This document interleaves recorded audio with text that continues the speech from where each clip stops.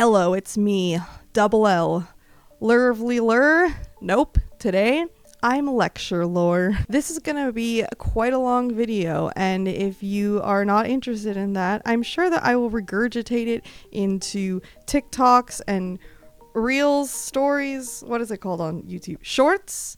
There will be highlights on shorts at some point. But some people actually like when I talk for a long time. Like, great job, Barbara. Thank you, great job, Barbara. This was all the validation that I needed. And yes, I do read the comments and I do need validation. I have a lot of experience in this field as a tricentenarian who has been making public Lolita content on the internet for over 10 years.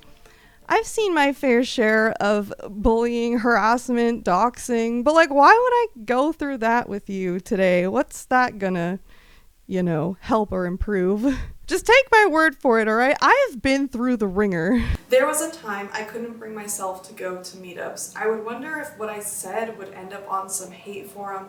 I built walls, I didn't let people in, and I let a few bad eggs make me hate and distrust everyone. I still feel this way sometimes, but I can't live like this. If I stop showing up, stop dressing up, stop posting, then I let them win. And if anything motivates me, it's pure, unbridled spite.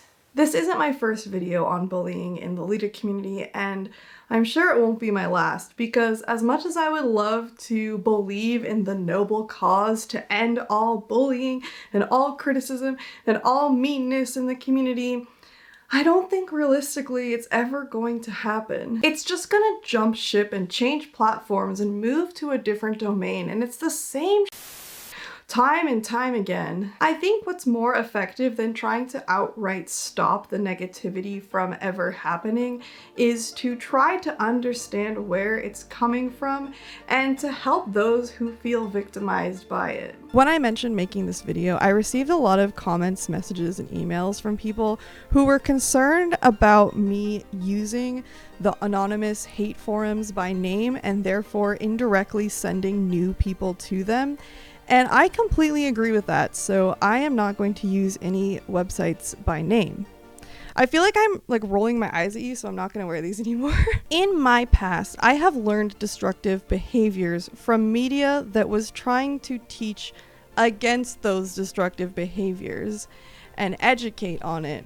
And I am so afraid of doing that when I mention topics like this. Am I going to trigger someone who has already removed themselves from this and bring them back into this dark cycle? Because that's not what I want at all. I want to help people avoid going down that path if I can, and if they have, to help develop more healthy coping mechanisms, and hopefully for all of us to work towards cultivating a better and more supportive community. But also, I am not a therapist. I am only going off of my own experiences and things that I've learned and witnessed, but this video might not be enough help for you, and that is okay. I was raised on the idea that if something on the internet upsets you, just walk away. Just unplug. Just turn off your computer. But it isn't always that easy. Sometimes this thing can follow you through your daily life, especially if you already have pre-existing conditions like depression or anxiety. And also this can cause depression and anxiety in people. And it is okay if you need more serious help. There are things online that have happened to me that I've gone through real therapy to work on. And I would say if you're looking for help, continue until someone takes you seriously, because your feelings are valid. This isn't just something that lives on the internet. More and more every day, internet culture is becoming synonymous with everyday culture, with the real world. We're becoming more and more connected to it. People have always defended these forums because there is some educational value. There are some threads that are helpful. But in this day and age, there is enough Lolita information on YouTube, on TikTok, on Instagram, in blogs, in podcasts, in books, that you don't need to be learning information from faceless figures. That is not a reliable source. Do whatever you need to do to avoid those websites. Don't go on them. block them from your browser. Have someone else have the password. But I'm just curious what people are saying about me. Stop. Why do you feel that way? Explore that. What will you accomplish by looking at those sites? What will you get from it? You want to know what people think of you? Ask the people in your life who are actively participating. Your partner, your friends, your chosen family, your colleagues, your coworkers, your teachers, whoever is showing up for you. Above all else, ask you, how do you feel about yourself? Why do you feel that way? What positive actions can you take to improve yourself? Going on those sites are only going to make you feel worse, and you know that. Is there something that you're trying to avoid? Is there something more productive you could be doing with your time? Are you addicted to the rush of self-sabotage? Find that rush somewhere else.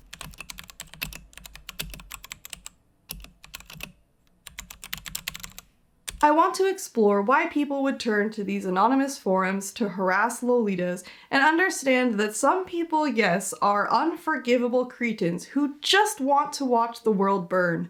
But others find this toxicity a temporary endeavor and have the ability to take accountability and grow. Have you been a bad Lolita? Do you need to apologize to someone? Why not sweeten the deal with beautifully preserved roses from today's sponsor, Rose Forever?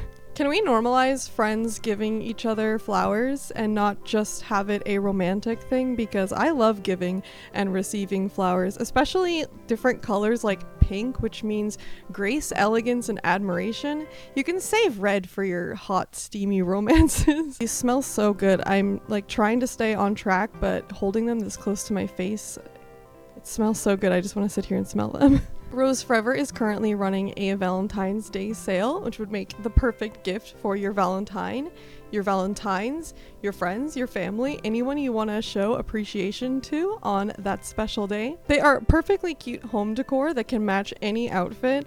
I am currently not in the cutest space, but this bouquet is making the space look and feel a lot cuter. Their bouquets make a great decoration for photo shoots. They could make a great centerpiece and make a special meal much more memorable. Rose Forever is a New York-based brand that started in 2019. They create luxurious rose boxes with naturally preserved roses that will last for a year as if freshly picked. All materials used in these boxes are vegan friendly, even the pink suede and black velvet. Rose Forever roses come in a variety of colors, including pink and red, as well as specialty colors like violet, black, and royal blue, created through natural pigmentation processes to keep their rich shades. You can use my link in the description to shop Rose Forever, as well as my code lovelylor25, which will get you $25 off of any order. Thank you, Rose Forever, so much for continuing to support my channel and allowing me to spend so much time on this video.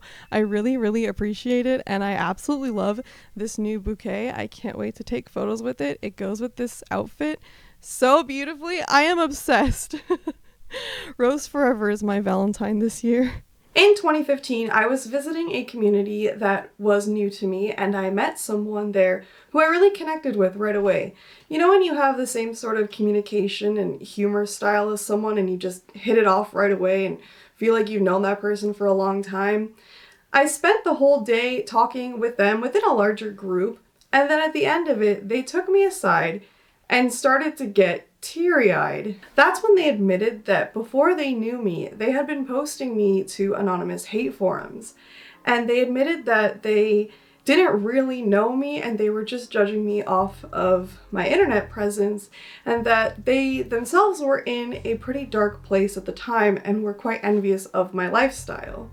And this was the first time I ever put a face to those forums. I thought that everyone on there was just unforgivable, mean trolls.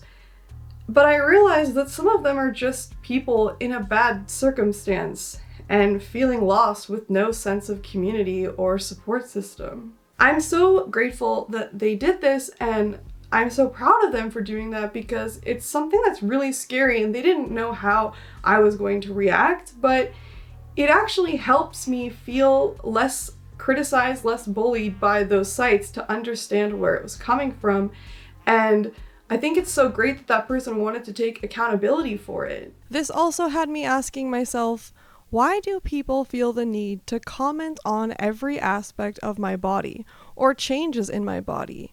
What does that mean about how they view themselves? Why does looking at me elicit that sort of response? Why are people criticizing the way I wear my clothes? Is it because they feel uncomfortable in their clothes? Not only that, but is this something that's going to last forever, or is this a temporary, fleeting feeling that they are using me to express? In late July, early August 2022, I suddenly had an influx of emails from people taking accountability and apologizing for this type of anonymous behavior towards me in the past, which I found so strange because I had not encountered this since that incident in 2015.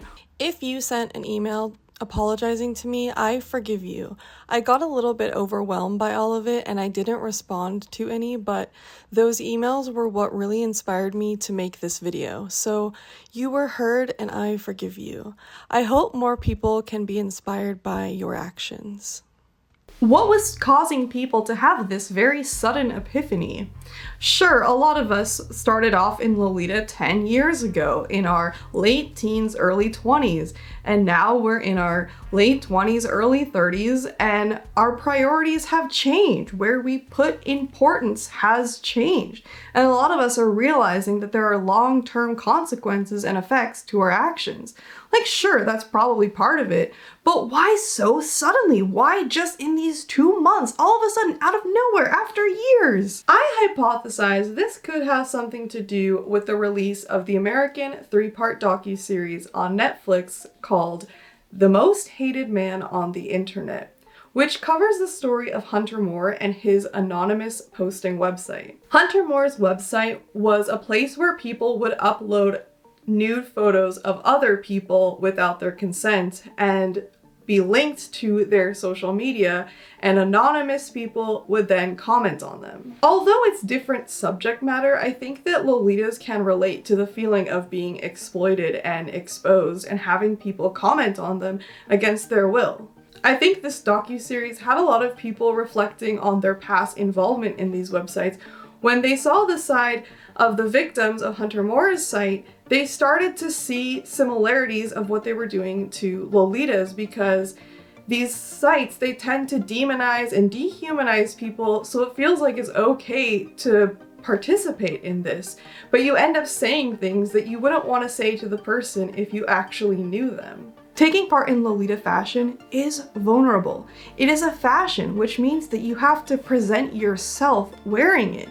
You are connected to it. I guess you could run an entire flat lay account of just your coordinates, but if you are going to participate in the Lolita community, you have to show up. You have to be present, even if you don't post online. You're still gonna be there, and that makes you vulnerable. You hear about this happening in pretty much all fashion communities and cosplay, but it feels like it's so much worse and so prevalent in Lolita fashion. Why is that?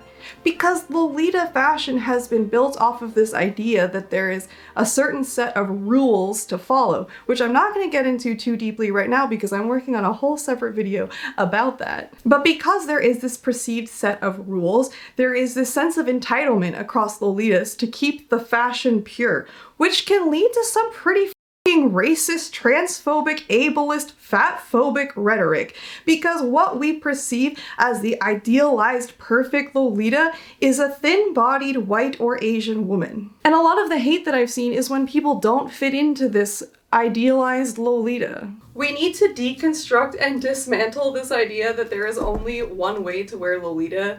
There is no one way to wear Lolita. There is no specific body type for Lolita. There is no skin color for Lolita. Lolita fashion started as a rebellion against social norms, and it should continue to be a rebellion. That means there is room for everyone, whether you like it or not. And we don't do that by policing people. We do that by representing the fashion in the way we want to wear it, which for me sometimes includes clown makeup. And in 2017, that warranted me to get threats. How can someone's makeup bother you so much that you want them to cease living? If that is your mindset, then like, Lolitas don't want you in the community. You need to be surrounded by your peers. Have you ever considered playing Call of Duty? I originally was gonna say League of Legends, but I have a few friends I think would get mad at me for saying that, and I think that my friends who play Call of Duty are more willing to forgive me because they seem to be more self-aware that their community is toxic. I don't know what that says about which community is actually more toxic, but I'm sorry, I do think that Ghost is very hot. Aside from anonymous hate forums that I will not name, I also see this kind of thing on Facebook. When I was a Facebook user, I quit Facebook a few years ago. Instagram and MetaQuest force me to make new accounts. If you see them, it's not me, pay them no mind, I don't use it. But I used to see this kind of chaotic behavior on Facebook, and I still have friends who will send me screenshots of things that they are dealing with on Facebook. I talked about this in depth in my video about criticism, but I wanted to mention it again really quickly because Lolitas continue to hide hate behind the idea that it is constructive criticism. And it's just so hypocritical because Lolitas are constantly saying how we want to be more recognized. Like, I think everyone wants that. We want to be a respected and recognized subculture. Everyone is so f***ing tired of being asked about the book. Why didn't more people watch this video? I can't tell you how much content I see on the internet of people saying that they're tired of being asked if they're in a play. But then there's this other mentality where everyone wants to preserve it, which has this controlling and manipulative energy. And if you're going to commodify a style, it's going to change. The more popular it gets, people are going to interpret it in different ways.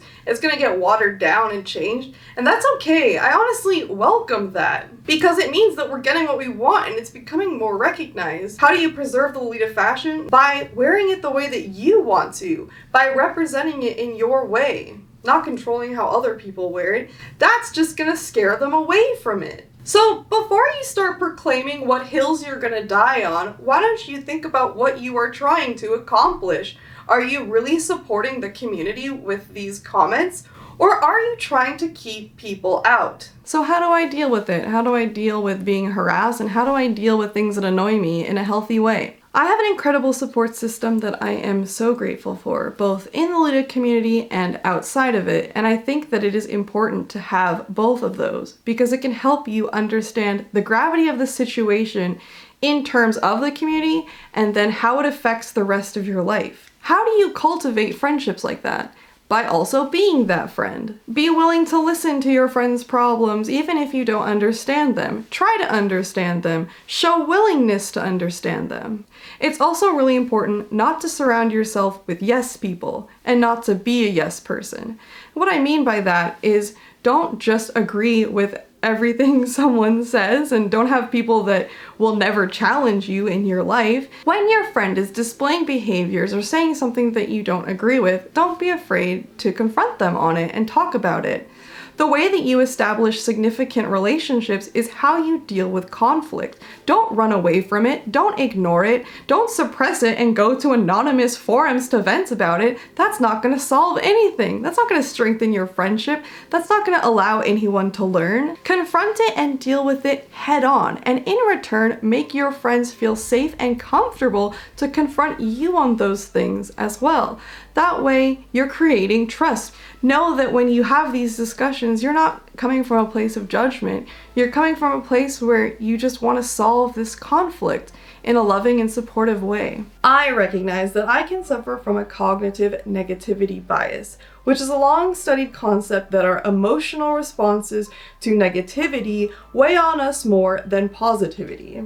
I know that if I seek out people talking about me negatively, it doesn't actually reflect the community's perception of me, but it is going to make me feel that way, and it might skew my decision making. Somehow recognizing that this could be connected to a negativity bias helps me acknowledge and put into perspective that, hey, this might not be as bad as it feels. Your brain could just be feeling more emotional to this because it is negative. It is so important to create boundaries with the internet and recognize your consumption of it. About 2 years ago, I unintentionally liked a photo on Instagram of a makeup influencer attending a very hateful event. And I didn't realize that I had liked this post until screenshots of it started circulating showing my username that I had liked it. I don't know if my main video is still viewable because of YouTube things, which I will explain here. I know that a lot of the people who were affected by this just want to move on and don't want to talk about it anymore, and I'm sorry for bringing it up again, but I wanted to because I've seen people refer to this as my cancellation or me being bullied or harassed, and I don't see it that way at all. This experience had me learn so much that I needed to as a creator, and also it was a catalyst for me realizing how unhealthy of a relationship I had with the internet. I didn't think about how when you like a post, when you're interacting with it, commenting on it, that's telling the algorithm to boost it, to share it with more people. And as someone with a substantial following on Instagram, I have a responsibility of what I am sharing with my audience, what is getting shown to the For You page. I also didn't consider that systemic racism is really prevalent in algorithms and is often hiding Black Lolitas from my For You, from search pages, which is why it's still so important to share marginalized groups within the Lolita community, because they are actively working against this internet's biases. From my perspective, I didn't see it as bullying or canceling. I didn't lose a significant amount of my following. Of course, there were people who just jumped in and wanted to insult me and hopefully watch me crash and burn, but I'm proud of myself that I am able to navigate the internet in a way of saying, is this just someone being hateful, or is this someone who is giving me constructive advice? A lot of what I saw in that situation was things like, hey Lore, this hurt and upset me, here's why, here's how you can keep from this happening in the future. Can you explain why this happened? Can you explain how you're going to keep it from happening again? That's not bullying. That's not being canceled. How could I possibly like something without realizing it? I had an unhealthy compulsion, addiction to just like everything on Instagram without paying attention. I would be having a conversation with someone in person and I would be holding my phone and just scrolling through everything and just liking every single thing on my feed. But as I mentioned, I have a responsibility to know what I am interacting with. And also, it's not good for all of this content to just breeze through your head. I was constantly stimulating myself. I would wake up and all day have YouTube videos going. I would go to the bathroom and look at TikToks. I would get groceries while listening to a podcast. I would take out the trash while listening to music. I mean, I constantly had content all around me, and I wasn't giving myself any time to process this information. And our brains need time to process and really absorb that information. I was chronically online and suffering from stimulation sickness. I listened to so many true crime podcasts back to back, yet I cannot get any information about those cases right because it all blurs together. And that is not a healthy consumption of media. This type of behavior where you are chronically online and always plugged in, it's not good for you, and it's not beneficial to you. It will make these feelings around the community and those forums so much worse.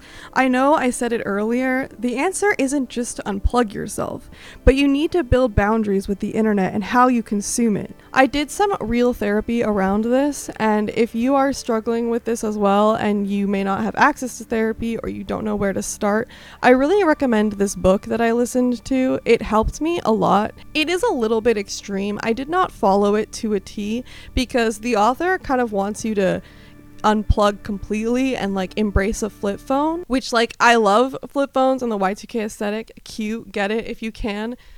By all means do it, but my job is in social media and the internet, so I couldn't fully disconnect myself, but I did take my social media apps off of my phone and put it onto another device and gave myself business hours so that I wouldn't open those during other times. And then I also would recognize in my head, why am I doing this? Why am I looking at this content? I found more ways to disconnect and find comfort in silence and being by myself. I don't have to constantly have something playing. This helped me so much with how I interact with content and the way that I make content and the way that I absorb information. I feel like I get information so much better now. I can enjoy one YouTube video at a time. I don't have to watch 6 back to back constantly. I feel like I don't want to say this because as a YouTuber, it's my business and my career is based on you watching, but please take care of yourself. It's all about moderation.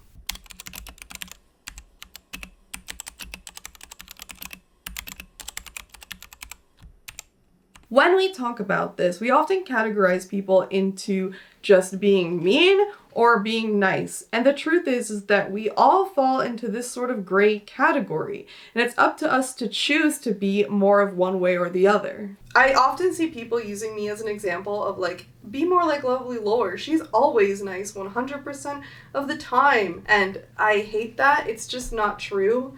I'm not perfect. I'm not free of sin. I want to make a positive impact on this community, but I want to do it in a way that's authentic. I don't want to be toxically positive. That's just fake. So in the spirit of apologies and authenticity and accountability, I am going to admit that I have made a few images on secret pages in the past, and I'm going to now tell you about them. I made 3 secrets, which are anonymous images. They were all over 10 years ago, and I submitted them to an anonymous Lolita complaint website. The first one, I complained about angelic pretty, and I don't remember what I said exactly, but I don't think it's as bad, and I think that complaints like this are kind of okay because you're not calling out one person, you're talking about a company, so you're not singling anyone out, you're not like attacking them. The next secret I made was intended for one person, and I didn't put them in the secret, and it was a guy that I had rejected, and I knew that he creepily watched the Lolita community. I was very new at this time. I hadn't established the support system that I have now. I didn't make the connections that I have now, so I didn't know where to put this anger. And I had rejected him, and he took it very badly, and I started dating someone else, and he was being annoying about it, so I made a secret basically telling him to back off and that I was happy because I knew that he would see it, because I knew that he was lurking Lolita sites. And like, maybe that wasn't right of me, but I did feel vindicated. The third one is genuinely f***ed up. I'm only sharing it because I want you to understand the sort of broken mentality that people can be in who do these kinds of things. In 2011, a friend of mine passed away. He had nothing to do with Lolita. We worked together and he was in a position of authority, so our friendship was like very undocumented. It was very private and secretive, because I didn't want him to get in trouble. And I went on vacation and I came home and it was like he had just been deleted. He passed away while I was away. And I was reaching out and trying so hard to find any kind of connection to him that I could as part of my grieving process. I was scrolling on Tumblr and I saw that a Lolita had died. And they weren't in my community. I didn't know them. The secret that I made did not get posted, by the way. But I made a secret about this deceased Lolita asking where their clothes had gone, which now is like insane. It's dumb. Like, why did I do that? But in the moment I was just trying to like reach out to the dead. Like, I just wanted some sort of connection to whatever is next, or like trying to just find connections to the deceased, and like was just in denial of my friend being gone. And I used this person that I didn't know to channel those feelings, and I'm so glad that the moderator did not post it. I'm so sorry to the moderator who saw it. If you had any connection to this person, if you knew this person, I know how upsetting that would be to see that. And like on the surface level, it's like, why is this weirdo interested where this deceased girl's clothes are? And I don't know why. I just was reaching out for something. It made me realize that posting things and like venting in this way isn't gonna give me anything, because I went to the website to check to see what people had talked about, and honestly I wanted to see other people grieving, which is messed up. And I didn't see that because the person didn't post it, and then I realized, what am I doing? I'm not gonna be fulfilled by what I see here. This isn't gonna fix my issue. I need to connect with my family and people in my life and like express what I'm feeling, and I did that, and I can talk about it without completely losing my shit now. That wasn't the way to go about it. That wasn't how to fix my problems, and going to this site was never gonna fix my needs. It was just a way to ignore things that I really needed to deal with. Now, I'm not trying to sympathize with haters or justify their actions. There are some people in the community who are just hateful, and they don't want to do better, and they don't want forgiveness. They just want to continue to be small-minded and hateful, and this video is not about them. My hope with this is to create some self-reflection in yourself and mindfulness towards how you interact with the community. I don't want to devalue the hurt that people have felt from within the Lolita community, and people who have left the community. I don't want to say that they're wrong. They're not wrong. I wish that I could decrease the severity of pain that people who have felt victimized within the Lolita community feel, and I don't know how to do that. I hate that other people could affect your choices and what you want to do. That makes me so mad. Lolitas, even if you weren't the person harassing someone, but they share their story with you, give them an apology. Lolita fashion has a history of elitism, and the only way that we are going to work towards getting rid of this reputation is to continually listen to people and try to understand why they've been hurt and not continue those behaviors. I'm not telling you to not have opinions or not have feelings, but make sure that you're expressing them in a healthy way. Sometimes people's actions will annoy you, or sometimes you just might not like a person. You might not get along with them. I feel like we need to normalize this idea of just not liking people and that being okay. I'll use myself as an example. Maybe people don't like how I sound, and for that, think about me. I'm the one who has to edit all of this. But it's okay. If you don't like the way I sound, if you don't like the way I talk or my content or the way I look, whatever, you don't want to watch my content, that's fine. And if someone expresses that, you don't have to convince them otherwise. And you don't have to like rationalize some awful, horrible reason for not liking me. You should be able to just say, hey, I don't like it. It's fine. I am certain that there are many people who don't like me, who are annoyed by me and my actions, and I give you full consent to complain in private with your friends about me. Go for it. I don't need to hear about it. Unless, of course, it is constructive criticism that I can learn from. Then I do welcome that criticism. I'm addressing a lot of negativity in this video, and you might be wondering, is it even worth it? Like, why bother? And yes, I think it is worth it. I think that you should try, and that's one of the reasons why I continue to make content, is because this community means so much to me. It has brought such a positive impact to me. It has connected me with people I love so much that I never would have met otherwise, and I don't want people missing out on this opportunity. It's so difficult to meet people, especially as adults, and this is a community of people that you will have a lot of things in common with, and also introduce you to people who are so different and unique from you that you can connect with and learn from. I'm jumping all over the place in this video. Who am I talking to? The victim, the hater, the gatekeeper, the observer? I'm talking to all of them because I'm talking to you. We are all capable of wearing these hats. We are all capable of being these things. And what happens in the community, it starts with you and how you take it in and how you participate in it and what you consume and what you support. We are all what makes the community. How are you going to represent Lolita fashion? How are you going to support Lolita fashion? How did I get over my paranoia around meetups? I didn't. It's something that I'm still working on. Part of it is surrendering control, understanding that we are always judged, and The opinions that matter the most are the people who are close to us and, of course, our own opinions. Be aware of what you're saying at meetups and make sure it's nothing that you wouldn't want repeated. And you have to treat new people and new situations with an open mind. You can't hold resentment and the possibility of bad things from the past affect new experiences. They're unique and different.